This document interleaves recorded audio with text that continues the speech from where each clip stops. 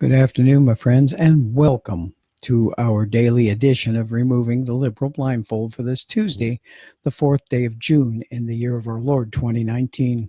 From Founding Fathers Daily comes today's update written by Drew Franklin Gates.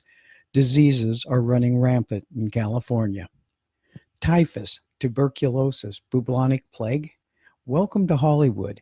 Well, downtown Los Angeles to be precise, right where Mayor Eric Garcetti works. In City Hall, where the city's filth-laden rats sickened a worker recently. In downtown's LAPD headquarters, staff are also falling prey to vermin-borne diseases. Heaps of festering trash litter the streets, not just around infamous Skid Row, but throughout the rapidly gentrifying urban core, which was supposed to be a glorious leading indicator of America's allegedly high-density future. The homeless have set up all but permanent encampments, yet despite activist claims, often don't want government shelter. They're mentally ill and hooked on drugs and don't want to or can't live functional lives. And there's no end in sight. LA has thrown heaps of voter-approved money at the problem, only to build a relative handful of new housing units.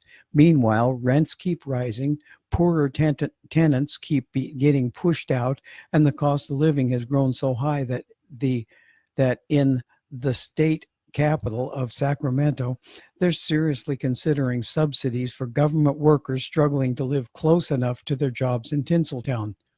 Then, sorry about that, there is San Francisco. Hello, Leslie and Stephen. Good to see you there.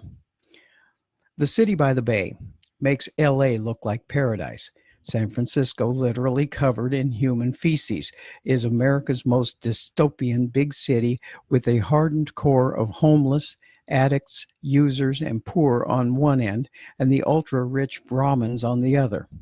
While the elite dreams of using technology to leave the limits of humanity behind, the underclass sinks to subhuman lows. This isn't just the future the left wants, it's the present the left is forcing onto more and more Americans. Like the mayors of California's failing metropolises, Governor Gavin Newsom and Senator Kamala Harris proudly tout their progressive state as the model to the country, if not the world. Meanwhile, they're leading the West Coast back into the dark ages. They say they're the champions of public health and individual freedom to do as you please, while they force people into squalor, danger, and increasing isolation. Their world is a horror that breeds loneliness, depression, disease, and resentment, the very opposite of the American dream. It often makes Democrats' skin crawl. Their 2020 candidates ought to be running like mad to disavow California and the colony's West Coast refugees are setting up in states like Arizona, Texas, and Colorado. Instead, the clueless contenders are living in a fantasy land, whining about Trump, rolling out absurd plans with no chance of coming true, and ignoring the disgusting elephant in the room. Just as they refuse to touch Obama's legacy, they won't say a peep about the places their party has ruled with absolute power. They won't admit it. Their ideology literally breeds disease. If America wants to survive, it's time to unleash the disinfectant. And now to remove the liberal blindfold, folks. What is in place in California? What is in place in California? Liberal policies, that is what. And now we have trash in the streets of LA and San Francisco, along with human feces and other unhealthy things.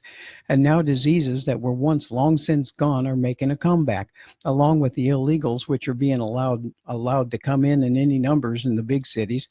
Disinfectant talked about moments ago is getting the liberal socialist Democrats out of office, then putting in new blood, and then keeping an eye on them so they do what needs to be done.